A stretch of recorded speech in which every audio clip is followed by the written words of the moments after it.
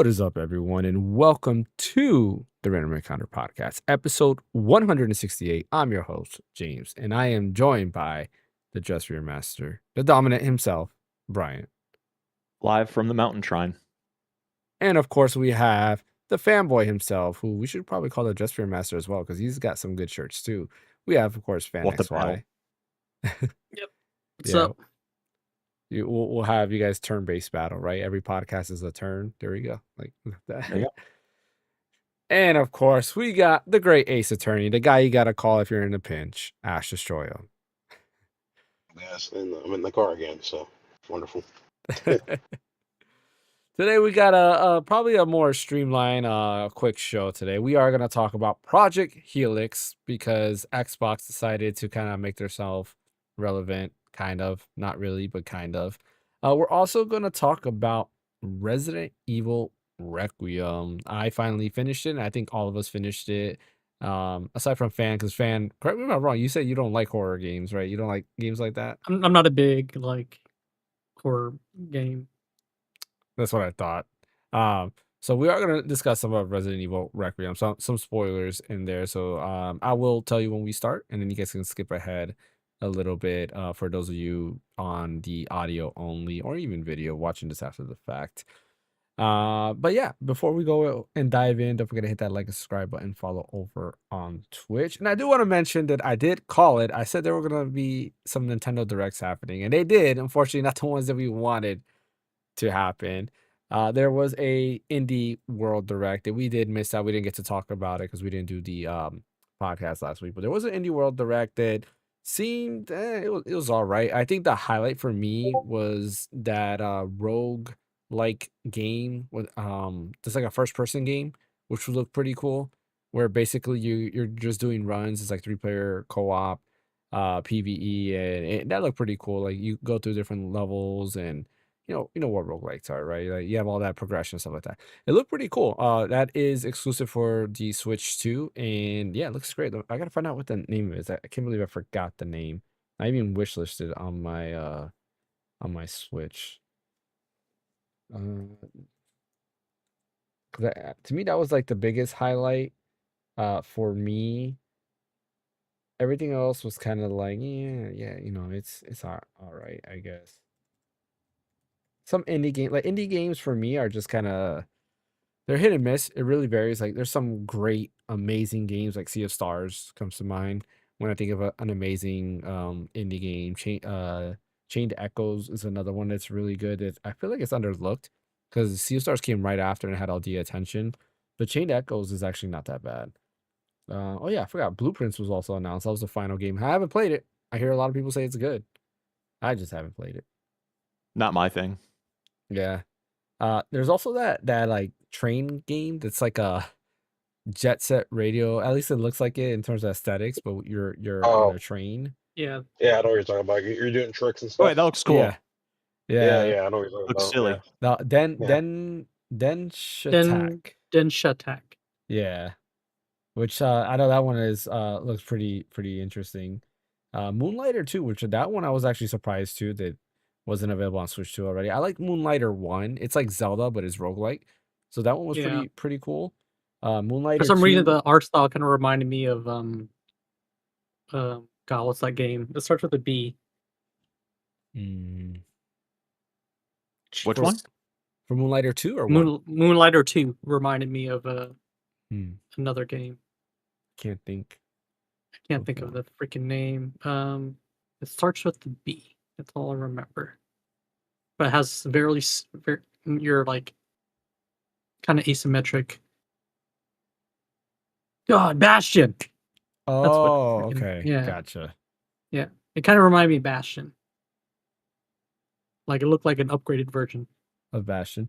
Yeah, I'm not the biggest fan of roguelikes. And Moonlighter is a roguelike, but it was actually pretty fun. Like I think I liked it more because it was like Zelda. So basically you're just going through dungeons and you're solving puzzles like Zelda. The combat is like Zelda. And when I'm saying Zelda, I'm talking about like Link to the Past style. And that's really why I enjoyed it. I don't remember where I played. I think it was on Game Pass, maybe, where I played. I don't remember exactly where I played it, but I played it for a bit. Like I had a few. I think I want to say it was Game Pass. Because then eventually I wanted to buy it on Switch and I just never did.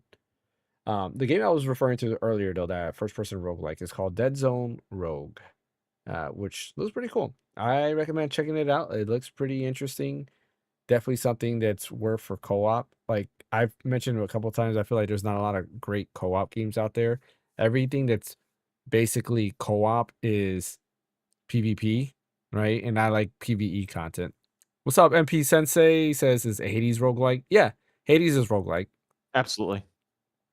Or would you say the roguelike or roguelite? Roguelike, right? I always mess up the difference.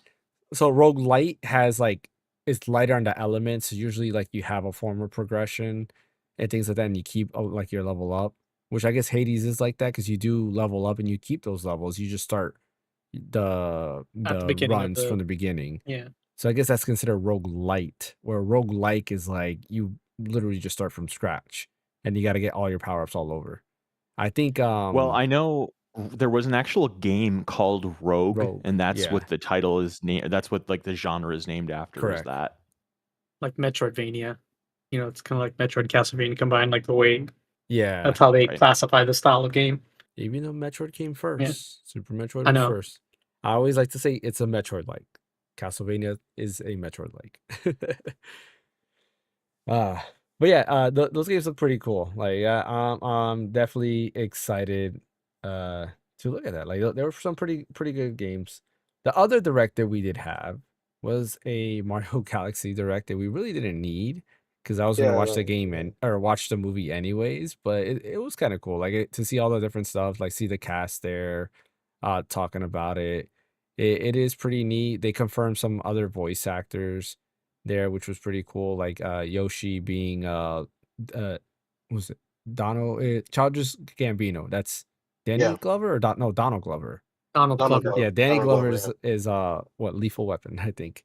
And Angels in the Outfield, Yes, amongst other Angels. Oh, things. I Yeah. love Angels in the Outfield. Amazing Who doesn't? movie. Yeah.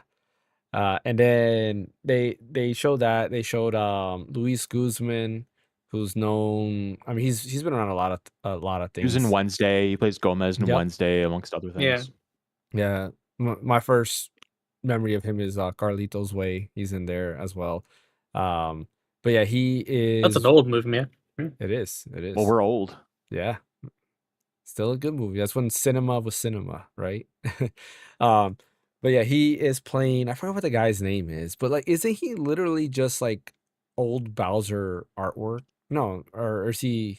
Because I was confusing. I thought he was like original Bowser artwork, but no, I think he is a separate character. Who's Wart? Yeah, that's what I'm saying. Like, I thought he was just old Bowser artwork. That was Wart, and Well- then he turned into what he looks like now. Well, Wart was the main bad guy in Mario Brothers 2. Oh, okay, gotcha. So that he's Wart. Luis Guzman's Wart. Yeah, Okay, there you go. yeah. So that's who he's playing.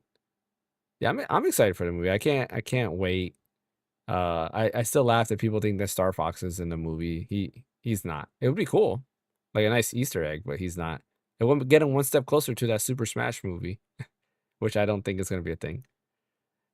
Yeah, I mean the first one's fine. Like it didn't set the world. I mean, it set the world on fire as far as sales go. And if I was a kid when that movie came out, I would have been freaking obsessed with it. I would have gone to the movies every day. And like, Yeah. if I would have, it came out on Blu-ray or whatever, and I was like at school the day it came out on Blu-ray, the day would have gone by like so slowly because I wanted to get home and get to the Mario movie. But like for adults that have grown up with Mario, at least in my case, it was a fun movie, very, very safe.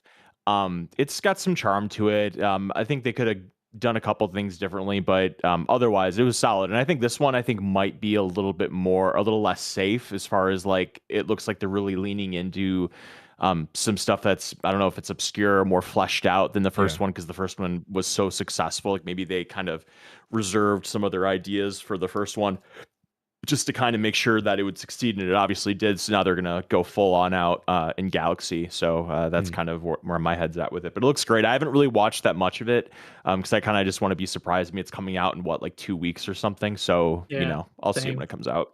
Yeah, no, I'm excited. I'm with you. Like I'm already sold. I don't need to see any more of it. Right. It is, Same but here. like you said, it is kind of cool. Like they're mixing all the different Mario's. Like you see a little bit of Odyssey with like the desert area. You have a little bit of Galaxy in there, a little You bit got of Super Mario Sunshine, Brothers 2. What part is Sunshine? Bowser Jr. with a brush. Oh, that's Yeah. true. That's true. Yeah, but was he in is he in Galaxy like that as well, or no? Yeah, but Sunshine came out first. That is Yeah. true. Yeah. That is true. They're Yeah, retconning he Sunshine. doesn't turn to Shadow Mario when he uses they might tease that later on, which would be cool to see. But yeah, that brush definitely came from Sunshine. So And that's MP Sensei. actually EGAD's one of EGAD's inventions, and Bowser Jr. stole it actually, if anything. MP Sensei said if they do a Smash movie, they can just do the plot of Secret Wars, Marvel Secret Wars. I mean, honestly, they could. There's a lot going on there. You can even do a Civil War plot in there where it's like, okay, you guys got to register the Nintendo trademark. And then, you have like the people who don't want to register Nintendo trademark. What would you do? Have like Mario and Luigi on the opposite sides, make them fight each other? Like, I don't know. That would be interesting. I wonder how would they do a plot like a Smash Bros movie? Because they have to build up Yeah, everything. I mean, honestly, I don't know. They could grab some stuff from Subspace Emissary, but I don't know. Yeah, that's true. Subspace Emissary already has a nice story to it. That is true. I didn't think about that. Yeah, it's just more of a question of are the characters going to be voice acted again, or are we going to That keep would it that the same the way? Smash movie would have to be like a culmination. Like they would have to have already had a Zelda movie out, Hmm. like other Nintendo franchise movies out, and then the Yeah, Smash would be like a culmination of all of them together. Yeah. makes sense. Yeah. Yeah, I mean, Star Fox would be great, I think. Like, and I always thought about it. Like, Star Fox, I think would be a very entertaining animated series or animated movie. They should Because have done it right when Guardians of the Galaxy was on hype that's true. That is true. because of Rocket. Yeah. I think you're right. They could have capitalized on that. Because like the lore in Star Fox is pretty deep. You have James McCloud, Star Fox's dad, who, is the original like hero, I guess you could say. And then of course he goes, I believe he went missing, and that's why you have Star Fox who took over. And then everybody else is like there. So that's uh kind of like the plot there. But yeah, and then we would need a Metroid movie, which would be amazing if they can do it right. Because Metroid has a lot of good things going for it. Zelda is the only one that we have to wait and see because there is a Zelda movie coming soon. That's the one that we'll have to wait and see how that unfolds. All right. Well, let's dive into our first big topic, and that is Resident Evil Requiem. I finally finished it, and I gotta say, it's a good game. I don't think it's better than Resident Evil 4 for sure. I don't think it's better than Resident Evil 2 either. I don't think it's better than Resident Evil 1. So it's probably like I was thinking it's in my top 4, maybe 5, because I was trying to think, is there any other game that might be better? And I don't think so. So I think it's in my top. It'll be like number 4 on my list as of right now. Um, can't really say if there's any other game that they go like the only. I mean, I was replaying 7 when I was helping my son's friends play 7, and I enjoy 7, but like I really like the third person view. Like that's the biggest thing to me. Replaying 7 and going through that, I'm like, man, like to me it just doesn't feel like a Resident Evil game because it's not a third person. But that's me personally. But anyways, going on with the game, story-wise, very fun. I think I enjoyed it's kind of hard to say, like I liked Grace's areas a lot more because of the horror aspect of it, but it was very fun also playing as Leon and like doing the crazy like pairing and like just seeing how like Leon's just kind of like overpowered.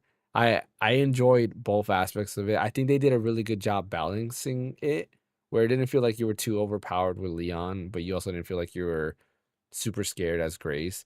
And definitely towards the end, even playing as Grace, you're kind of, at least for me, I had a stockpile of the bottles. So I made the little liquid. Oh, by the way, we're in spoiler territory. So like if you don't want to know spoilers, definitely skip ahead because I'm gonna start mentioning some spoilers of the end game. Uh, But yeah, so I had a bunch of bottles already stockpiled, and I created the little like acid thing you get for the liquors that basically kills them. And I would just run around. I didn't even have to sneak around. I would just run around, make sure they're all in the group, turn around, and just throw one, and it kills like all three of them, and that's it. And it's like, okay, like that's it. Like the end game is pretty good. The zombie things, I feel like Grace's handgun, for whatever reason, felt stronger in the end versus when you're in the little mansion. So when I'm fighting the like zombie things, I'm killing them like in 4 shots. It felt like that handgun was stronger than what Leon's handgun is, and I maxed out Leon's handgun. So I'm like, I don't know what's going on there. Um, Later, MP Sensei, take care. Um, but yeah, like that's kind of like where I'm getting at when it comes to like Requiem. I enjoyed it, loved it. Took me about 13 hours to beat. I had a lot of saves. I don't know how I had that many. I didn't think I had that many, but I had like over 30 saves. But part of it was because of when I play, it's usually on my free time, and there were so many times where I would have to do something else. And yes, I can put my Switch 2 in standby and stuff like that and get back to it. But I was afraid that if I put my Switch 2 on standby and let's say I forget about it, and then my son just randomly grabs my Switch 2 and wants to play something, that he'll, I'll send me back very far. So I was like, you know what? I'm saving it every time I go across a typewriter there. But yeah, I enjoyed it, liked it. For me, it's the top 4. Resident Evil 1, it's remake specifically is just one that always stay with me. Like I love the story of Chris and Jill. I love Wesker as the enemy, the tyrant, the hunters coming out where you go through the mansion and then you have the hunters. One also added the story. I forgot what her name is, but the girl, the story that you find out it's a girl and she was looking for her mom the whole time, and then she basically just like falls off and like kills herself. Like you know who I'm talking about? She's all chained up. She's chained up and she's like in a tomb, and then she comes out and you have the boss battle there. I forgot what her In what name game? was. In Resident Evil 1 remake. Oh, I haven't played that in so long. Yeah. I forgot as well, unfortunately. Yeah, it was a cool story. Like I love that. The sharks, like it's the only game that has like zombie sharks. I don't even know if they're zombie sharks. They're just sharks that are attacking you. And I remember that as a kid, that like scared me like crazy because they jump out of like little like aquarium where they're at and attack you. It was cool. Like for the setting, for the mansion, you had the plant base. It really had a lot in Resident Evil 1, and I feel like no matter what, no other Resident Evil has been as diverse as Resident Evil 1. And then 2 just like kind of amplified everything else. And I think the story was just better overall in 2, a little bit better at least. But yeah, I enjoyed Requiem. What about you guys? So my thoughts on Requiem is that, so I've already beaten the game already, and then I'm currently trying to do my second playthrough on speed running the game essentially. Um, and like looking at a retrospective is that, yeah, for your first point, James, I highly agree that Grace's levels are a lot more fun, a lot more newer, a lot more refreshing compared to Leon sections. Like, and don't get me wrong, I love Leon S. Kennedy a lot. Hmm. He's grown. He instead of using a knife to parry things, he used a hatchet to parry things. He does all his one-liners. Like we love him. Like he's essentially like the huge nostalgia trip. But along with that, there's even more nostalgia stuff, like him going back to Raccoon City, and also him encountering Mr. X again and stuff. And like, even though it's great to see those elements back, I feel like they were super heavily relying off of those things, and I don't think they had to do that with Leon S. Kennedy. Yeah, with Mr. X coming Um, back. yeah, which I'm like, I don't say I didn't think it was needed. How did they even bring him back in the first place? Yeah. But that's besides the point. And then the other thing too, with Albert Wesker's copy, I thought they were gonna build something up with him or something like that. Yeah. Maybe we had a similar boss battle like we did in Resident Evil 5, but nothing really came of it because by the end of the game and stuff, when he injected himself with a cure, which is Elpis, he became normal, and Victor Gideon just off him off. And I'm like, bro, that's so anticlimactic. We could have had a boss fight with him. I'm like, what the heck? You're going to clone this dude to do what exactly? Like at this point, let Victor Gideon do all the work, Yeah. But it's yeah. So but yeah, I really love Grace as a character and stuff because like I said before from like 2 podcasts ago, she kind of feels like a more realistic character that relates more to like the actual demographic and everything. If it got you thrown into the Resident Evil universe and stuff, minus the fact that none of us are FBI agents, but with her line of work, this is not like an every other Tuesday for her, like Leon Yeah. S. Kennedy or anything. But yeah, I love the puzzles that you get to do in the in Rhodes Hill, along with the hospital, Yeah. everything. It was so good. What's up, geek? And it's just like if there was a gun to my head and I were to pick like a gameplay style between Grace or Leon, I'll probably choose Grace. I love Leon's gameplay, but Grace's was just so much better because, like I said, The that's what puzzles makes and everything. Resident Evil 9. That's what Mhm. makes Resident Evil 9 is mainly Grace's gameplay. With Leon S. Kennedy, I like him saying his Quit full saying name. Leon S. Kennedy. Just say Leon. I You don't care. weirdo. I don't care. I remember his full name because the characters that mentioned are like Leon S. Kennedy. Now, well, if you're So gonna say it's Leon S. Kennedy, you gotta say Grace Ashcroft now. Or yeah, Ash, yeah, is it Ashcroft or Ashford? No, Ashcroft, right? Ashcroft. It's Yeah, okay. It's Ashcroft. Yeah, Ashcroft. Yeah. yeah. But yeah. So straight up, man, like it's just Leon S. Kennedy. Like It's like David S. Pumpkins over here. straight up, yeah. His sections is essentially it's like updated RE4 remake gameplay for him and stuff. Leon is a One And Piece character. yeah, pretty much. And then so like straight up, I really hope they add more People story with the DLC S for this moniker. game. Yeah. Yeah. I really hope they add more DLC, especially mercenaries. I think we really need mercenaries for Leon, please. Like, because Yeah, that's true. it's a really addicting, extremely With addicting that to play as like gameplay, that would Leon. be amazing. Yeah, Yeah. I feel like if Leon had like newer levels, like not Raccoon City, but like they added more variant zombies, like personalities, like with Grace had and stuff, I think it would have been a lot more fun. Hmm. And like I think if they would have like did a better job when it comes to the overall level design in certain areas and stuff, especially when you're entering Raccoon City, I think that could have been better if anything. But Hmm. like the zombies that we had when going to Raccoon City, like the Ash zombies and stuff, extremely generic. It was like they don't tell you stories about these zombies and stuff. Like how they did in Resident Evil 2 remake, where you go in and you notice that same zombie that was like clawing at the vending machine to get a snack and stuff, right? I feel like when you're in Raccoon City, you don't get that much diversity when it comes to like Yeah. different types of zombies doing whatever. I mean, I think that I guess the only unique thing you get out of Leon's gameplay is practically the spider boss fight, but that's pretty much it from that point. Yeah.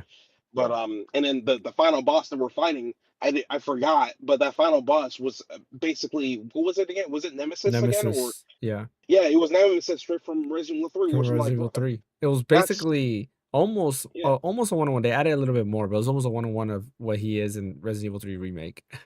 yeah, but they could have done better. Like come on, the final boss is that? I'm like, the final boss is that?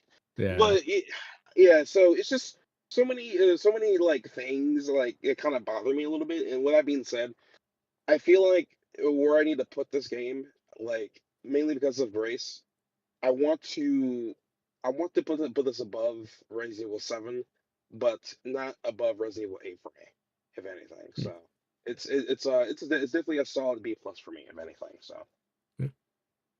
yeah. So I do want to go into the story a little bit later, but I want to hear Brian's thoughts on the game because then I want to talk about Okay. the lore after. Yeah. Okay. So I platinumed it. I loved it. I give it an A. I think it might be the best Resident Evil game ever made. And 4 was considered in my top 10 for a really long time. The original 4, 4 remakes really good too, but I think 4 gains some clout just because when it came out, it was so revolutionary when it came out. I just remember, it came out with that third person perspective and the set pieces and the action, and it was just so amazing when it came out. I think it came out in 04, 05, so 20 years ago or whatever, 21 years ago. So here's kind of my thing about it. I don't think the linchpin to Resident Evil Requiem is Grace or her sections. I think the big thing with Requiem is the disparity between Leon's sections and Grace's sections. And what I mean by that is you kind of have this dynamic that I'd kind of relate to what's that game that kids play? That like where Roblox. you throw the ball down and you have to pick up the things on the ground. What's that called? Oh, Jacks? marbles, jacks. No, Yeah. jacks. Yeah, Yeah. where it's like you throw down the ball and you're Leon, and then you have to pick up the pieces as Grace or vice versa. What I mean by that is like you go. So to start off the game, you're in the hospital and you're playing as Grace, and when you're playing on standard difficulty, it's very touch and go. At least it was the first time I played it, where I was getting kind of frustrated because of how how little ammunition you have and how many zombies there are. Like I felt very overpowered compared to the other 7 and 8. I mean, I soldiered through it and I got through it, obviously, but I was getting a little frustrated because it just felt you just felt so overmatched. And so then when you get to Leon's section and you go into the hospital and you have an armory in your backpack and you get to take out all of them that have just been torturing you for the past 3 hours or whatever, that feeling is amazing. And you just go in there and you're not scared of anything. Like you fight that big monster in the attic or whatever, you kill it, you go down to the hospital, you kill everything, you still have tons of ammo left over, it's no big deal. And like that's a very satisfying feeling. And then you go into the basement as Grace, and that section is incredible just from like vibes alone, with the thing with the gears that grind up the bodies and like the red pool and the lights going out and the girl chasing you and all that. And then you go back to Leon, and the only thing I have to say about the Raccoon City piece that Ash was saying about how the zombies are kind of generic. I mean, I think it fits when you think about it, because when you think about it, Raccoon City was 25 or 20 years ago or whatever in universe in the game. These are supposed to be like a generic populace. It's not supposed to be like the guy that ran the gun shop. It's just supposed to be like, Citizen 364, Citizen 367, they're fighting you. Like I don't think there's really room for a story there necessarily. I think they're literally just a means to an end for you to get the pieces that you need to blow open the door and then get to the police station, where you actually do get some categorization, because it's a lot more confined of a space. Because you fight that, or it's a very brief thing, but you see that cop or whatever, and like he kills him, and then he's like, sorry about. Or he said like, rest in peace, or sorry about. He says some remark about the cop that he kills. And then Mr. X comes, and you have the showdown with Xeno and all that, and I loved the nostalgic vibes of that when the music kicks on and it's just so somber, and you're in there and you just kind of you can feel the nostalgia that Leon is feeling being in there. You can feel a lot of regret. He feels guilty that he couldn't do more to stop what happened, and that he feel like he didn't make a difference. And you can feel that the flashbacks, yeah. And then you fight Mr. X. That's a nice little boss battle. And then that little section with Grace where you're in the orphanage. People complain about that, having to go through that in a speed run, but if you know what you're doing, it's actually pretty quick. And then the end with the arc. Again, you get the best of both worlds, because Grace's section in that. What's really interesting about Grace's section in the arc is that to get the platinum, you have to beat hardcore insanity mode or insane mode. But the cool thing is that you can turn on cheats when you're playing that, and so you can have like an infinite rocket launcher and an infinite Requiem and all that kind of stuff, but you don't get that as Grace. You don't get the rocket launcher or the Requiem at that point of the game as Grace. You get your little handgun, and you get the miscellaneous Molotov cocktails and acid that you pick up. And even with cheats on, that last section as Grace on Insanity mode is not easy, because your pistol is worthless against the lickers. You have to go at least somewhat stealth, because if you shoot the lickers with your little pistol, it's like 30 shots to take them down, and it'll kill you 10 times before you kill it. So that definitely was a little bit of a challenge going through that on my Insanity run. But then when you go back to Leon, it's back to business. It's easy. You just get a rocket launcher, get the Requiem, you can get through it pretty handily. But I don't know. I don't subscribe to the notion that Resident Evil is a third person game. Like, yeah, 1, 2, and 3, and 4, and 5, and 6 were in the third person, but I think that series need to evolve. I think that they There's nothing wrong with it being first person. There's nothing wrong with being third person. I love Resident Evil 4. I love Leon's perspective in 4. I mean, I loved his perspective in 4, but I loved his perspective in Requiem.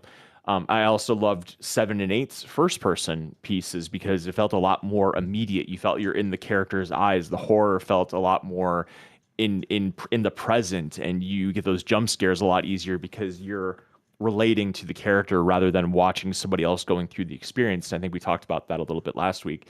So you know, it's to me, it's kind of like when people are like, well, it's not really Final Fantasy because it's active combat. It's like, well, no, it's a Final Fantasy game because they decided it's a Final Fantasy game, and the combat is going to be the combat. There's changes here, there's changes there. Resident Evil, it could be third person, it can be first person. Maybe down the line they'll do a tactical RPG of Resident Evil. Then, you know, that wouldn't that be I think something? there's a mobile one already. Yeah, I think you might be right. Yeah. So I would say I definitely think that as far as balance goes, I think 9 is probably the best one out of 7, 8, and 9. Just as balance. If you want straight up horror, I think 7 is the scariest, and I think if you want straight up action, I think 8 is the most actiony Really? You in think my opinion. seven's the scariest? 7's scariest, no question. Yeah, because like you go I in still that think two basement. is. 2 isn't scary at all. You're Two, I you don't, have Wait, I don't Mr. X which two? Which two exactly? remake. You have Mr. X following you Remake almost 2? the whole Oh, game. Yeah, I mean that was fair, scary, but that's fair. Because That's a good in point. 7, all you Yeah, have to worry about you is don't even know where he's at, so it makes sense. It yeah. makes sense. Well, in 7, all you have is what's his name? Baker. The baker guy. Baker. Yeah, you only have him Yeah. in that mansion, and that's it. You go in the basement and those mold things are there, and I'll put you this way: Yeah. the But that's just horror go ahead. that I felt going into the basement in Mhm. 7 has never been replicated in any Resident Evil game. Like I would stand at the top of the stairs, I'm like, I know I have to go down here, but I'm terrified to go down here, and I think there's something very visceral about that. Yeah. Never happened to me. In 8 or 9, 8 had the dollhouse section, and that was really cool, and that was really creepy. But it wasn't as scary as 7. And I guess in 9, the only creepy part was like, I guess the basement was kind of creepy. But beyond that, I didn't find it particularly scary. Yeah. Yeah, I would, for me it's like, to me 7, the intro part was definitely scary, and I played that with my headphones and everything. But like after you get to that intro, I think after that it's like I was like, okay, tone down, especially by the end of the game it's just a straight up like first person like shooter game. Yeah, I agree with that. Yeah, I agree with Like that. Where 2 for me, like I was on edge almost the whole game because I'm like, great, Mr. X is here. I can hear his footsteps. Like, where's he at? You know, and like and it's kind of annoying too. Like part of me was like, I'm annoyed that I'm being followed the whole game. You know, doing the library or not the library puzzle in the game where you have the jack and you have to move like the bookshelf Yeah, and you have to do everything. it around him. That was so annoying because you're like, okay, let me run in circle and then go back and do it and run again. And like, yeah, that was the most annoying thing. GeekShow says first time he But played you 7 could was on say, VR. Oh, that's cool. but you could say that that in 2 it also isn't that scary towards the end. Like when you go to the lab and everything like that, like it's a little scary, but it's a lot more actiony by the end of that too. You don't have Mr. X chasing you and everything. Yeah, I mean, yeah, yes and no. Like, cause like 7 is literally like there's a bunch of enemies attacking you, and you have a lot of like ammo by then. Where 2, there's not that many zombies as that. Like, you're not straight up okay, action here, move on, action there. But you know, I hear your take when it comes to that, and I agree. Like the balance is nice. Like it almost felt 50-50 where it's like, okay, playing Grace's part and like my suspense is up, like my anxiety is going up, and then I'm switching to Leon to kind of get relieved. Yep. And that's what it felt. But then when you're in Raccoon City, I agree with like what Ash said. Like the zombies do feel generic, but I also agree with you. Like it's just a random person there. It's leftovers from, you know, Right. what was already killed by Jill, Claire, and Leon before, and of course the missile. But like the Mr. X thing was cool in the sense of like, okay, this is Leon saying like, hey, I'm grown up now. Like I can handle you no problem. I don't have to wait a whole game to beat you. I can just beat you right there and then. The only thing for me is like going back, like my second oldest son is playing Resident Evil 4 now for the first time, the remake. And I was playing some of that to help him. And I'm like, wow, the combat in 4 remake does feel better than than 7, or not 7, I'm sorry, than Requiem for some reason. And I was Really? talking with somebody else, and he was saying the same thing, that he feels that the combat in 4 remake just feels better than in 9. And I don't know, maybe it's because like the way they made the game, In they Leon's part specifically? in Leon's part specifically, yeah, because Okay. Grace doesn't really have like the kicking and stuff. I mean, she does Right. have the push, and you Little can like push. kind of Yeah. kick, yeah, but it's not the same. And and I felt the same way. I was like, with Leon, I just felt like maybe they couldn't. I don't know. There was just something missing. Where in 4, it just felt like, okay, if I hit these guys on the knees, then I can kick them, move them over, or there was like a lot more strategy behind how to take out the mass enemies. Where here, it just didn't feel that way. I do want to Love the hatchet.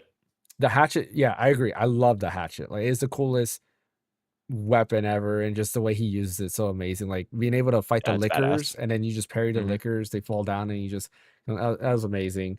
And I do like that too, where you like the lickers are almost nothing to Leon at this point. Yeah.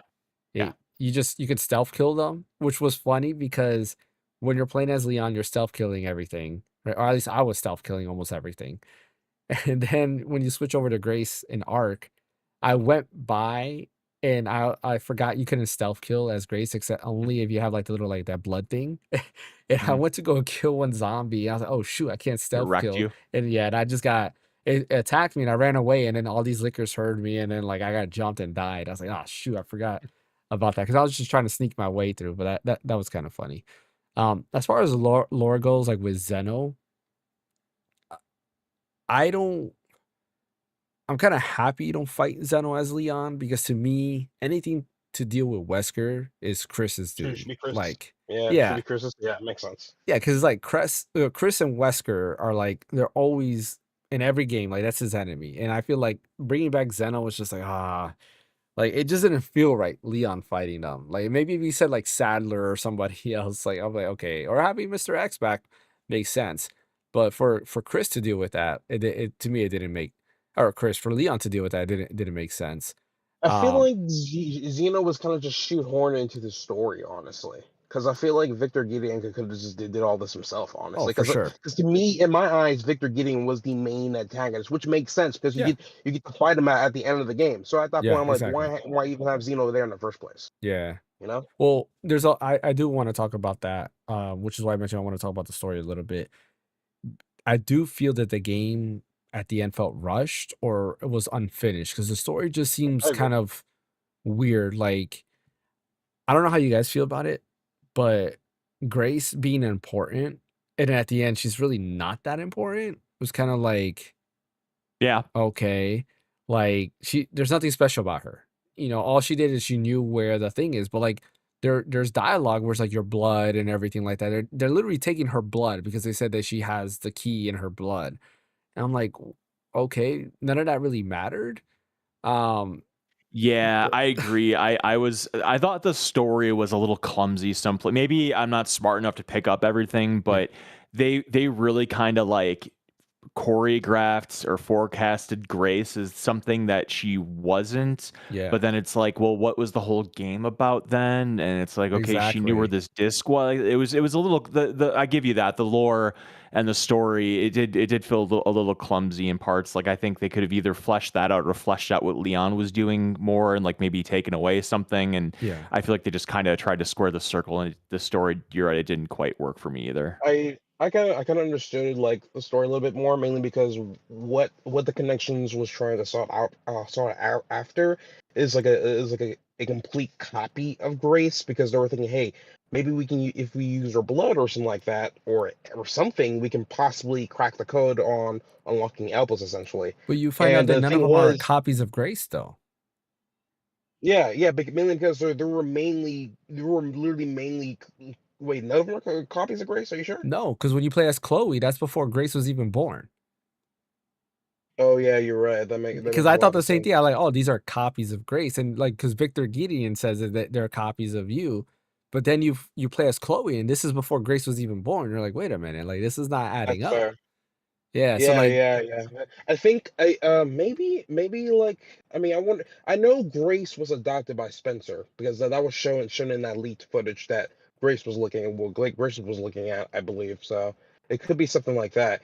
Because like it's a bit of weird thing too. Because when you look at when you go back to videos that Grace was looking through at Ark and everything, Yeah. that's Grace does come in and like Oswald E. Spencer was like, oh man, she's here and stuff and everything, and like I guess he wanted to have his own adopted daughter by the end of it, and Seven, the dude already felt very like he felt really regretful on what he done Yeah. essentially, and from that point, that's why he created Elpis in the first place. The most important, the weirdest thing about this whole thing is that the word Elpis in Greek it just means hope, Yeah. and it's kind of bothers me a little bit because some of these Resident Evil characters are kind of smart, so I would assume that they could have just did more Google research on Translate. what Yeah. Elpis means and not saw after that, if anything, right? Like, so I'm like, oh, okay. Yeah, that kind of like threw me off a little bit. Yeah. But I guess for one thing, I do like when it comes to nostalgia stakes back in Ark is actually doing a 1v1 with Hunk because I'm actually one of the few people that actually, well, not few people. I say I'm one of the many people that actually love Hunk as a character. He's a simple ass character, but he has a lot of mystery behind him essentially, and he's one of the Raccoon City survivors back in Resident Evil 2 and everything. And Oh, there's some debates here. going on If right you're a true now. Hunk fan, then what game did what? What is the second game he debuted in? Isn't it Operation Raccoon City? Mm-mm. See? Resident Evil 1? Mm-mm. So Yeah, I have no Hunk idea. is from Resident Evil Survivor, which was the first person shooter Resident Evil game. Where you're in Raccoon Wait, City. don't you also play as Albert Wesker in that game? I don't remember if you play as Wesker. I don't think so. Because that's Now you also a got me first thinking. person shooter, and you play as Albert Wesker, and I believe in Resident Evil Survivors. Let me see. Because this is also like telling the story on how Albert Wesker came to be essentially in Survivors, and that Well, and no, in Survivor, it's taking place at the same time as Resident Evil 2. So like while Leon and Claire are going through that, because you have to fight Mr. X and everything. oh, okay, got it. Yeah, I think the one I'm talking about with Albert Wesker, I think that's more of an arcade game, and I think that was Operation Raccoon City. I have to double check on that. Let's see.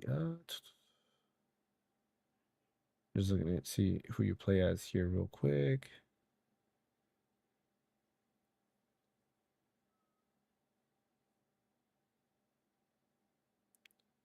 No, it doesn't say.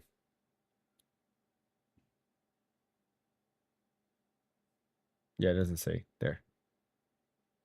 Oh, Oh it doesn't well. say? Okay. Yeah, it looks like no, it actually looks like you play as him.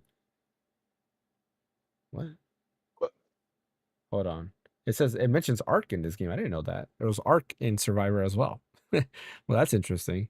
I mean, I'm pretty sure that Ark has been around for a bit. From maybe that's my recollection. No, it's So, the first time that I but remember hearing it, but oh no, I yeah, guess it's a person's name Ark in this game. yeah, But yeah, yeah. like go ahead with what you were saying about Hunk Yeah, and yeah. With I think one of my favorite things from the Resident Evil community is that they were trying to debate if that character was actually Hunk or not. And the big one of the biggest factors was his personality type of deal because Hunk was like an OPS type of guy who wants to get the mission done and done only. yeah. But in Requiem, he's like Leon S. Kennedy, we finally meet, and like he had like this more sportsmanship attitude and everything. But I feel like you know Hunk is allowed to have like a slightly altered personality. He's still trying to complete the mission still at the end of the Yeah. day. But there was like two key things that literally makes me believe he's no three things. One is that if you let Hunk snap your neck during the 1v1 fight, he does a little hand motion thing as well with that. Secondly, is that when you kill Hunk, even when you kill Hunk as Leon, well, yeah, you can only kill Hunk as Leon. When you look at his corpse, you see that his hand also has the Raccoon City syndrome as well, which means hey, he was around when the Raccoon City incident happened, essentially. Oh, I wanted to ask about that. Yeah, What about Claire? Doesn't she need a Raccoon City inoculation? Yeah. I And think so Jill too. too, because Jill was in Raccoon Yeah, City at the Jill same too. time. Yeah, Yeah. yeah, I'm pretty sure she's gonna get her Well, dose too because Sherry Olsen obviously had it too, if anything. But That was another thing. Like, the third thing that is that and this I don't know if this was kind of intentional or not, but um his corpse was the only corpse that disappeared when you exit the room as Leon or go to like a different area and then come back. You see his guys are still there, but his body is gone. And mm, there was another dude on YouTube that actually went to further details with this. Is that he used RE framework to use the free cam mod to like constantly check the room as Leon completely leaves that area. And when you have the free cam on, the body never leaves. But obviously, when you turn on free cam and you play normally as Leon, the body completely disappears. And the other thing you saw is that when you use the free cam, there's actually some other areas in an arc where it shows actually another door you can actually open. And he mm, was thinking that maybe because Hunk is most likely alive, he probably escaped and went through that door himself or something like that. And mm, at that point, that's probably where that's going to like wrap some things up with the DLC, where you see Hunk trying to do whatever he needs to do to either one, but maybe get Elpis. Honestly, at this point, he probably needs Elpis to begin with because he also has the syndrome type of deal. yeah. And what's probably happening is that like as the whole thing has as Ark is crashing down, he's probably at the last minute trying to get Elpis in a whole badassery type of way of anything, which I hope that's his mission if anything. So, but I, yeah, those are the three key things that I believe is Hunk at that point. So, and I, plus I, he I literally has don't the think same voice he. act. Yeah, I was gonna say I don't think he's gonna be the focus on the DLC. As much as a Well, lot of he's not people, going to be the primary focus. He's not yeah, going to be the primary focus, but I just think he's Hunk mainly because he literally shares the same voice actor in mhm, Resident Evil 2 remake, which is Keith Silverstein and mhm, stuff. So it's just yeah, I want to see more from Hunk, but mm, obviously when it comes to Capcom, they're not really going to be putting too much into him anyway and stuff. You'll see him in some side projects and stuff, and sometimes in mainline projects. But I'm just really hoping to see him again in Requiem and stuff and see what he's yeah. doing next, if anything. So Yeah, I mean, I think well actually before I say this, I do want to mention like the ending to like just some of the like that just the ending scene in general just feels like it goes like one, two, three. Like it makes no sense. Like uh Grace being like, "Oh, I couldn't save Emily," and Leon's like, "I didn't shoot his vitals, so there's still hope." Like what? that Like was Yeah, that BS. was kind of silly. How do you know where the vials were when Emily transformed? That makes no yeah, sense. I mean exactly. Yeah. he's Leon, but I'm And, like, bro, I don't kind of believe you on that, brother. Where do you know where the vials are on that thing? yeah, I've never seen a zombie like that in previous games. You know, yeah, what it reminds me of like when you tell a kid that like you took the dog to a farm up north or whatever when you really put it down. It's like, don't worry, I didn't hit it her vitals. Yeah. And then Grace is like, really? And then oh yeah, she she's like a little orphan Annie. She has a rich father and she's gonna live happily ever after. Grace. yeah. It Yeah. just a lot of that just didn't seem right. And they show her and she's like in a cocoon.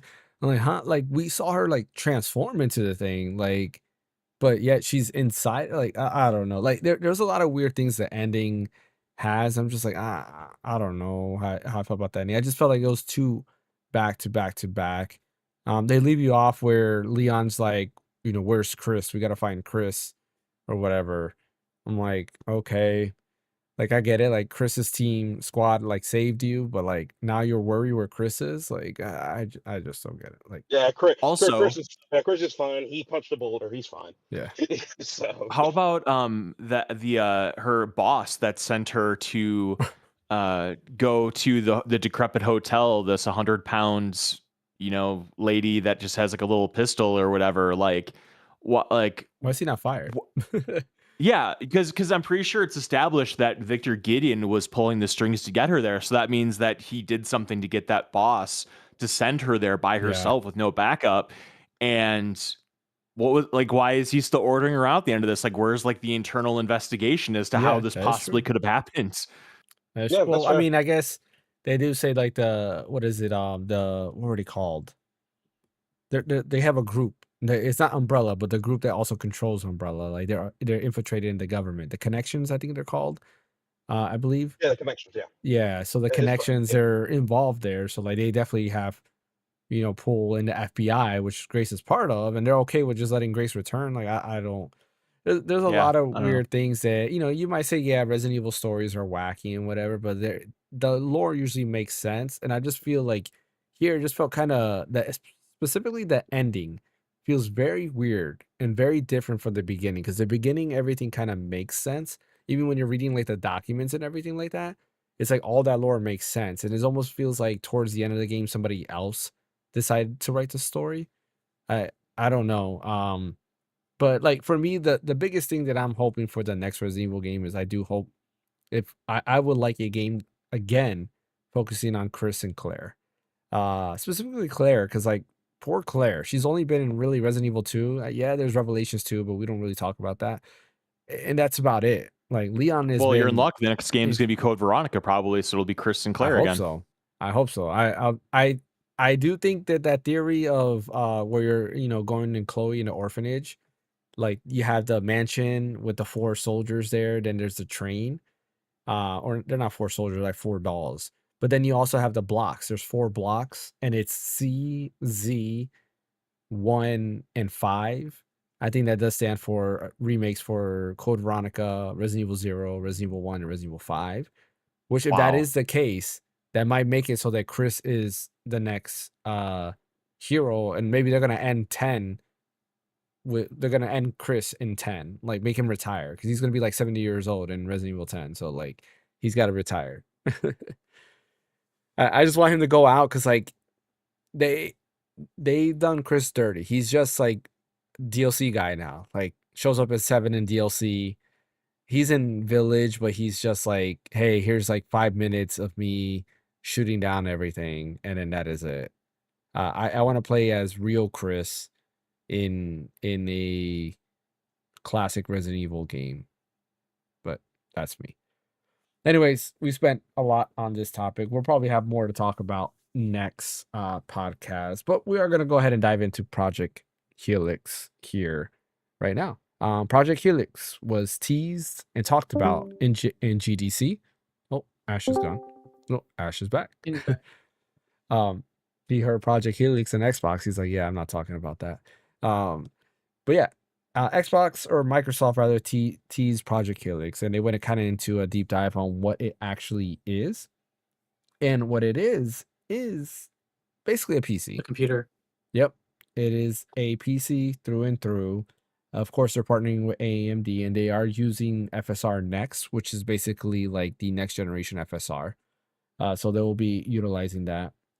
Starting, I'm gonna read a little bit of the bullet points here.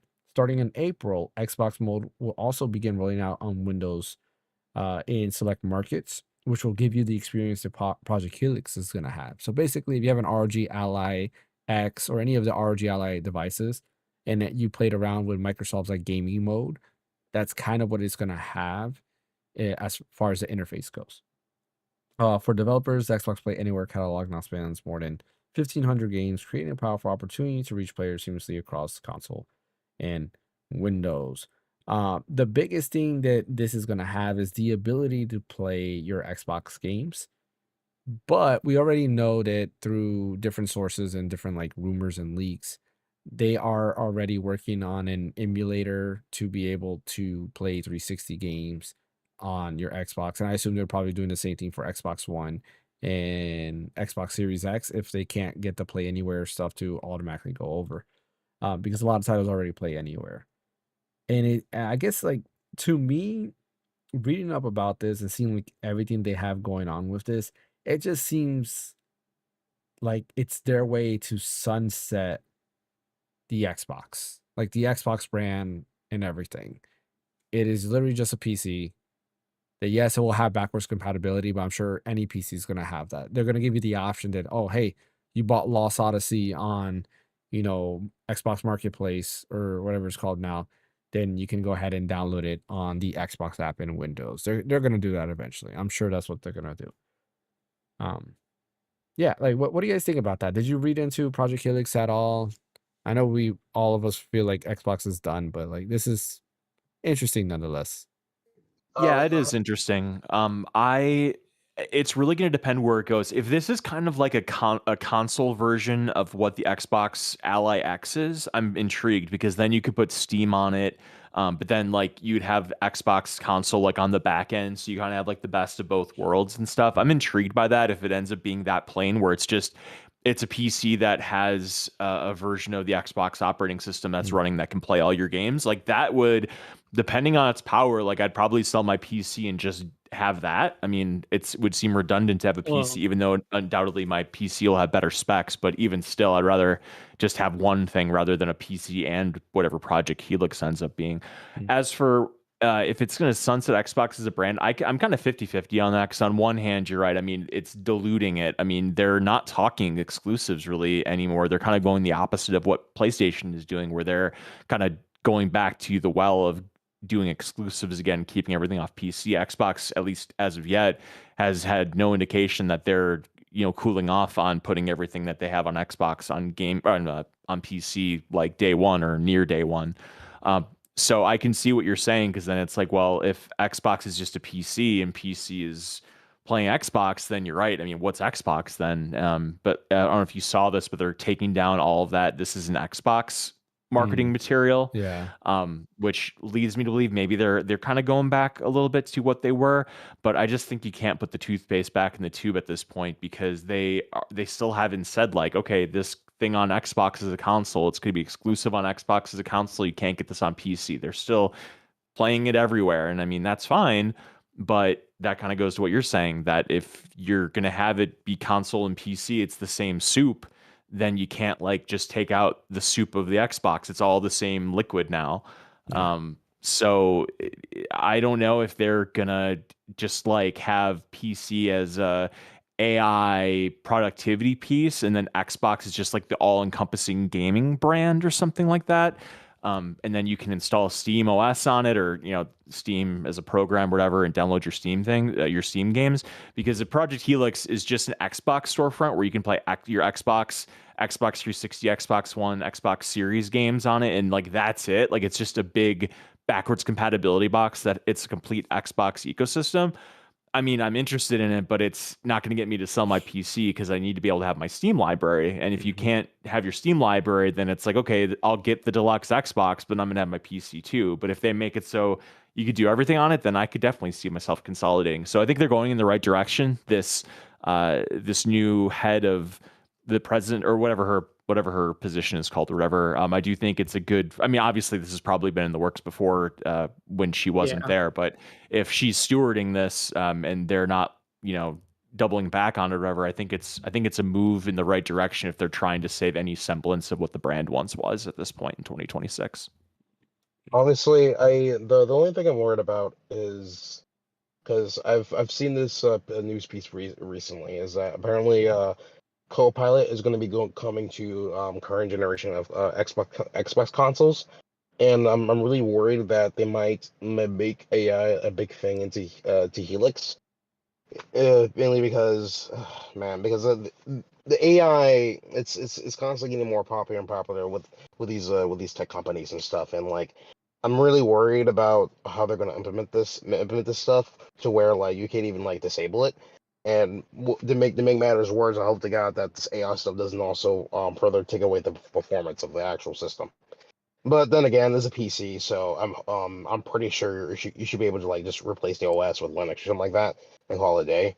But I think it kind of takes away of the Project Helix thing altogether, especially with the whole backwards compatibility thing, amongst with other things too. So Any thoughts, fan?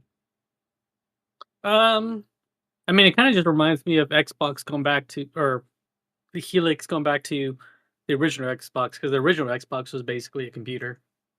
Like it was just an ensemble of PC parts, and I'm assuming they're gonna have some way of locking things down to where they're not gonna come across the same issues they had with the original Xbox of people hacking it and modding it and all that stuff.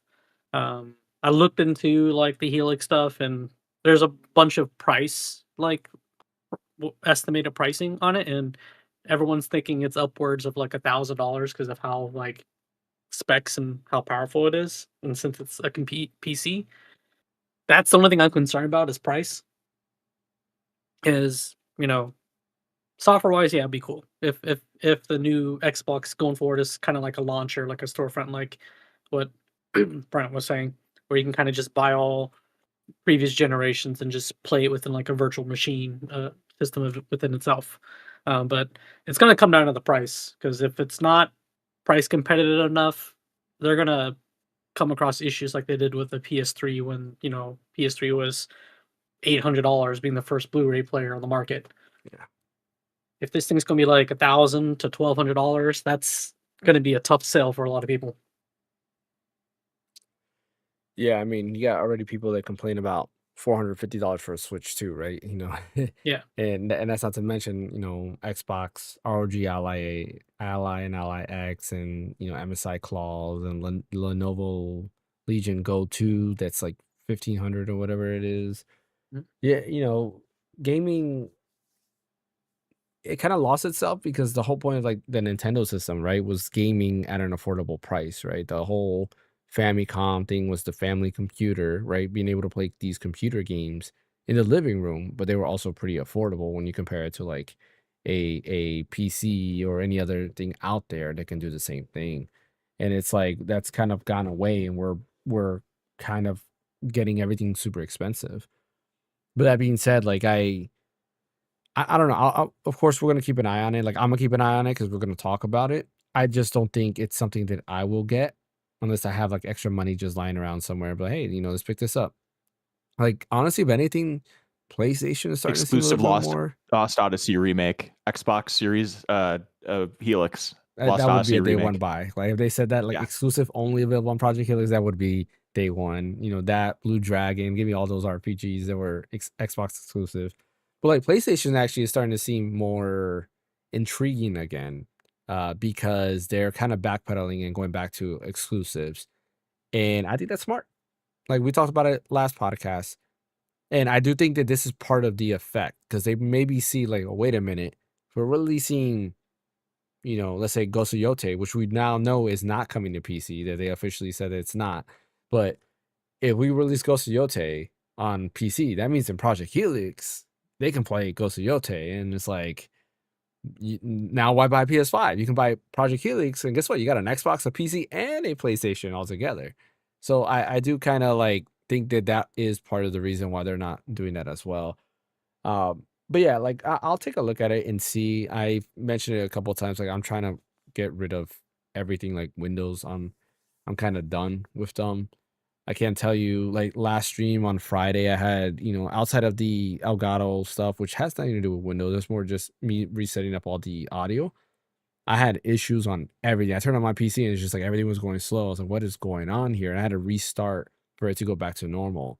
And it's just Windows. Like Windows just has it's very like I don't know, like hit and miss nowadays. Where if I turn on Bazite, it works perfectly fine. I do want to get that Mac Mini sooner rather than later to be able to stream off of that because that will probably save a lot of my headaches, and we could do the podcast on a Mac Mini. It'd be a lot easier to do all these Yeah, things. dual PC streaming is definitely make things a lot easier. Yeah. Well, I mean, the PC can handle it. It's just Windows. It's Yeah. just like That's what I mean. Like if you had yeah. two separate, like with Windows and stuff, it definitely helps out having two separate systems. Yeah. So I'm definitely looking to get that and not do that unless like if Nvidia worked great on Linux, I probably wouldn't be using Windows at all. And that's part of the thing. Like if Project Helix is going to be a Windows based system because it is a PC, it's already less appealing to me than it is right now. But yeah, any other thoughts on Project Helix? Yeah. It's funny. Yeah, not really not on my radar at all. But I mean, we'll see. I do want to Not mention until we know more, anyway. I just thought about this because like fans said that it's going back to its roots, and I'm thinking like Helix, DNA, Helix, right? Going back to its DNA. Maybe fans onto something. Maybe it is they're trying to go back to their roots with this. That could be very interesting. We'll see how that turns out. Dude, imagine if they brought back the Duke, but just like a modern Duke. The modern, hey, Hey, yeah, and make the Xbox logo, but make it a display of some sort that has like different Yeah, functionality. Make the and VMU come back. Make the go back to VMU actually come having back. That's what we six need. face buttons, six face buttons, because they Yeah, had the X, A, B, The X, black Y and with white the black buttons. and white yeah. buttons. So those are six. So it'd be kind of cool to have Mm. six face buttons again. With I'll tell you what would make me buy it day one if they did NFL 2K, 2K28 or whatever it would be at this point. That would make me be a day one buyer for sure because Go those back games to the blow two Madden out case. of the water. Now, if the controller had a VMU, I would be intrigued because like the VMU is still the coolest thing ever, even though it was barely used on the Dreamcast. The memory card that went inside the controller. yeah, We know what a Oh, VMU is, James. I just want to make sure You- somebody might not know. Nintendo announced that little like NES with or the GBA with the cartridges that played music, Yeah, right? that was for Yeah, we Pokemon. talked Yeah, about that. Pokemon, right? So yeah. what if Xball did something like that where you have little carts that you put in and it just had like that came What with if your they game. That did came with with your game, and you PlayStation? put it in there, and it just plays like things related to the game. Like, Yeah, what if PlayStation does the same thing, but you have to put CDs? Like that's crazy. No, just kidding. No. Go back to just go back to CDs. It's all history repeats itself, right? We all go Have back. games instead of key cards, key CDs. Yeah, exactly, right? No, just make it CDs, right? It's like, hey, here's the whole entire soundtrack to like Metal Gear Solid 1 on like 56 different CDs. So instead of putting on just one CD, it's just 56 CDs for no reason. Like No more CDs. all right. Well, that brings us to the end of today's podcast. A little bit of a quick podcast this week. Have a couple things that I have to get to right away. But I appreciate everybody for joining as always. Don't forget to like and subscribe button. Come and hang out on Fridays. I'm continuing Eternal Darkness. Love it. Very fun. Hype. Like very eerie, like all the sound effects. There was somebody who was watching the stream. I was talking with them the other day there, and they said they were like in the middle of working out, but they had the stream on in the background on their TV, and they started hearing they have a surround sound. They started hearing the noises, and they're like, what the heck is those noises? I was like, yeah, like that, they are eerie. Like you hear the voices, and there was the scream where when I checked the bathtub, and then you see like the dead. Oh, did you do that part? Yeah, I did that part. Yeah. That part scared that was the part I was talking about that scared the hell out of me Oh, when I was a kid. Oh my god, dude. yeah, I did do that. I was like, "What the heck is that?" Like that got me. Like it got my attention for sure. Yeah. But yeah, like I'm enjoying the game. Like it is fun. The combat is interesting. Like I was getting annoyed because I was getting jumped when you're playing as Kareem in like the little temple there, and I kept getting jumped. I was like, man, like what the heck? But anyways, yeah, very very very fun. I think it would be scarier if I didn't just come from playing Resident Evil Requiem, but like I feel like I'm like okay, I feel like Leon now. Like I can just handle anything. Yeah, it's not really I wouldn't call Eternal Darkness a scary game. I would just Mhm. call it like an unsettling game, and that's what I like Oh, about for it. Is it's sure. unsettling, It is. Everything's unsettling, like from the Mm, noise, the background, like mm, the atmosphere is great. yes. Like Yep. Resident Evil should do that. Cause when I left the room trying to figure out what to do, like when I first started the stream and you hear the knocking on the doors, I was like, what the heck Mhm. is that? Like what's knocking on the door? And then I saw when you beat that level, I think it was the Cream level, and all of a sudden Mhm. it showed Alexandra or whatever her name is, and then it Yeah. like cuts off and it says like to be continued in Eternal Darkness 2. And I was like, yes, I love that. Yeah, I saw that. I Don't was you like, remember huh? that? Like, Yeah. yeah, I got me confused. I was like, what the heck is going on here? But then the game continues, like, okay, Yeah. like, It's a sanity effect thing. oh, it is? Okay, I was wondering, I was like, is that maybe my sanity meter? Like that was the weirdest thing. Nope. That is cool. I Yeah. do like all that stuff there. But yeah, come hang out Friday. I'll be continuing that stream this Friday, and we'll see how far I get into it this time. And of course, every Sunday we do have the podcast. I did want to mention one last thing. We want to quickly go through what we've been playing. I do want to mention that I was playing the Grand Blue Fantasy Relink Endless Ragnarok. So the beta that happened, I got accepted into the Switch 2 version. Kind of disappointed because it's only 30 FPS on Switch 2, which means it's kind of like it definitely could have been 60 FPS, but it's not. But the thing that's even more disappointing is the same beta that they gave you when Ragnarok, or I'm sorry, Grand Blue Fantasy Relink was first launching. It's literally the exact same beta with the exact same levels. And I was like, well, I don't really want to replay this because I've done all of this already in the original beta. But I was able to test that out. So yeah, there's that. And I am playing Final Fantasy VII Remake. I'm trying to beat that. I'm excited to announce that I have beaten this year 3 games. 3 games. Requiem. Dragon Quest 3, and Dragon Quest 1. So Mm. super excited. Good for you, James. That's more than any game I beat last year, because I beat 0 games last year. I did Really? not beat 0? 1 game. Yeah. I started Yeah. many, did not Yeah, finish you did start many. Just never finish. Yeah. Yep. Wow. But Same. yeah. I started a ton, just never finished. Yep. Brian, you want to quickly say what you've been playing? Yeah, actually, I just finished Kena Bridge of Spirits tonight. I think nice. I'm gonna try to go for the platinum. It requires me to go through on the hardest difficulty level, Coming to and if I can Switch. do it with, no, I got trophies for PlayStation. No, I'm saying But, the game's coming to Switch though. Like, Oh yeah, it is. Yeah, that's related note. Yeah. The only thing is if it's something where I have to go back and play the hardest difficulty level with like nothing and just do it, I'll probably put it off a long time before I get the platinum. But if I can go through New Game Plus real quick and not have to like collect all the stuff again, I might knock it out just to get the platinum. But I really liked it a lot. It looks and the story and everything, it could be like a DreamWorks movie. It's really beautiful. I wish the combat had a little bit more meat on the bone. It's kind of like, it reminds me kind of like Beyond Good and Evil a little bit, where it's very surface level. It's no Devil May Cry or anything like that. I mean, it's a third person action game, but it's very surface, and that's fine. Like, it is what it is. I like the archery combat is really nice. I think the combat with the bow it leaves a little bit to be desired, but there's little accoutrements with it that I think are nice. The story is nice. It has some nice emotional moments to it.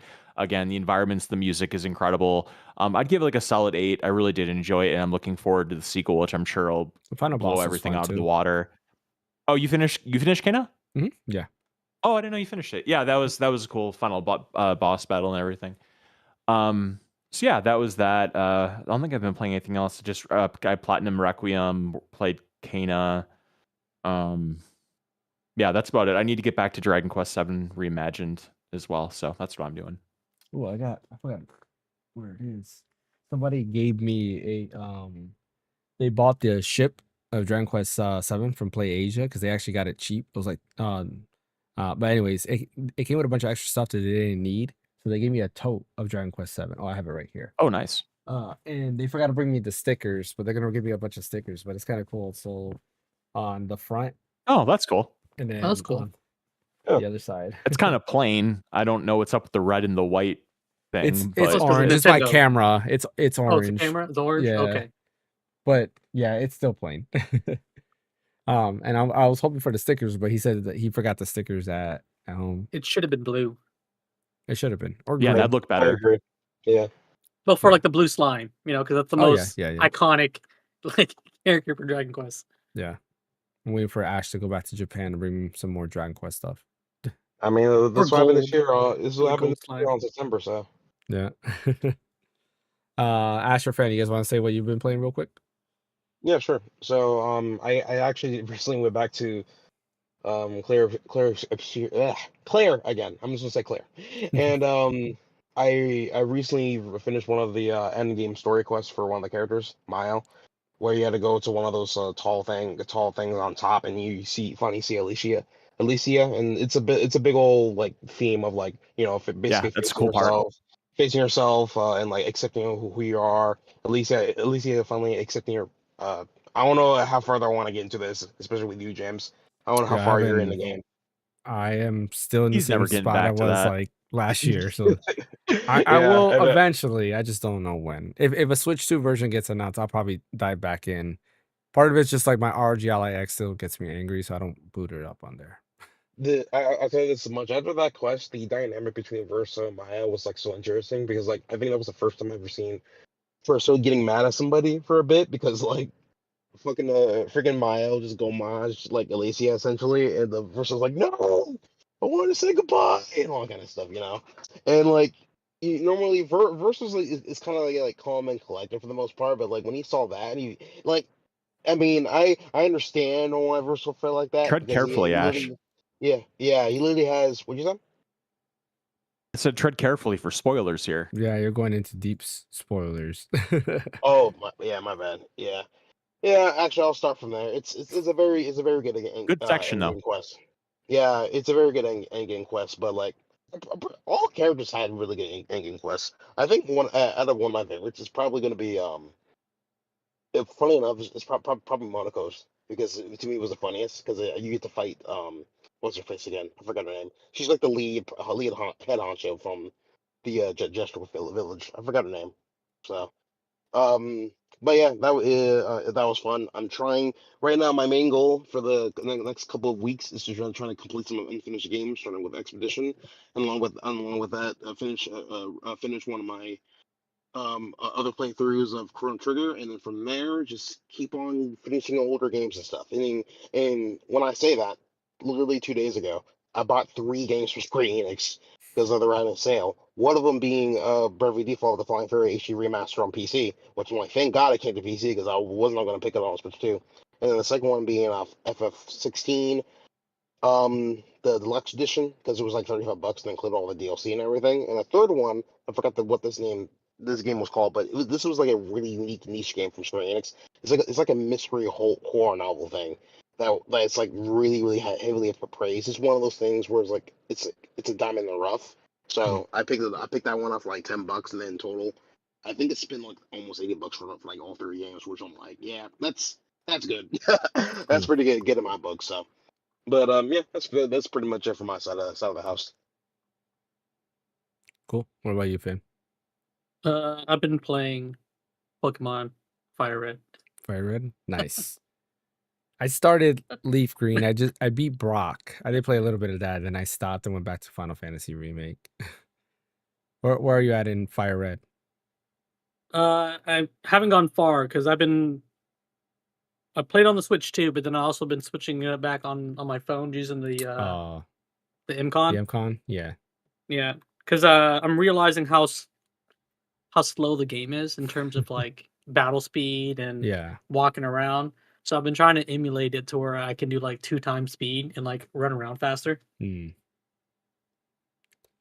Yeah, I've But been. I'm in the first gym. Oh, nice. Yeah, that is one thing. Like how slow. Once you get the running shoes, which is after you beat Brock, it's easier to traverse. But yeah, battle speeds are still a little bit slow. I do want to get back and finish it. My biggest issue, and I think I said this before, was that the GBA, I just feel like the sound design for GBA is just not the best. Like I like Game Boy sound design. I don't like GBA as much. I think I said it on the podcast before. I don't know if I have. Does everybody I here like how agree? crunchy it is. You like how crunchy it is, or you don't? Oh, I don't. For me, I do. I don't know. Like there's nostalgia to it. Like when I hear a Game Boy Advance like soundtrack, but it's just like when I hear like Pokemon Leaf Green, if you were to tell me which has a better soundtrack, Pokemon Blue or Pokemon like Leaf Green, um, I like Blue's version of each of those songs. They sound, in my opinion, they just sound better. I like it a lot more. I don't like the remake soundtrack on there, but that's just me. Not the biggest fan. DS was definitely a huge upgrade, and I love DS music, but GBA, it's hit and miss. There's some good soundtracks that they have, but some of the songs, like if you listen to the original and then go to the GBA, I'm not a fan. But there is nostalgia to it. I do agree with that. Like some of that crunchiness, that nostalgia, when I hear it, does put me back in like simpler times for sure. All right, cool. Well, we'll end that here. Appreciate everybody for joining. As always, don't forget to hit that like and subscribe button. Follow over on Twitch. Fan, where can they catch you at? You guys can catch me at Phaneckswhy and all the socials. What about you, Bryant? I'm at red_so_deep on Twitter. And what about you, Ash? Yeah, you can catch me at Ash Destroy. I'm on YouTube and everything. So I almost said, what about you, Luigi? Because I was staring at Luigi, like right there. Like, yeah. I gotta eventually change the avatar. Eventually, I just like the Luigi picture a lot. So yeah. I yeah. change mine every now and then. I gotta change it to my Fluxer avatar, which is the Dahak link or Dahak, what is it called? I forgot what the name of it is. The new Dahak remake that they're doing, or reboot that they're doing, to the main character there, Oh which is yeah, Kite. yeah, the Dot Hack. That's one of the unfinished games. But I have a good reason for that game to be Mhm. unfinished. Mainly because you told me to be like, "Hey man, you gotta watch the enemies first before you play the game." I'm like, really? That was on the Yeah, podcast, man. Jesus. yeah. There's a lot in the lore. Well, in the reboot, it's gonna be fresh, so everybody can start with their reboot and go from there. Though I Yeah. do recommend the original series because it was fun. At least growing up, it was fun to watch the anime, play the game, and kind of like see how the story unfolds and everything. Yeah. But yeah, as always, you catch me right here at the Random Encounter, and I will see you guys Friday. Thank you, fam. Thank you, Ash. Thank you, Brian. See you guys.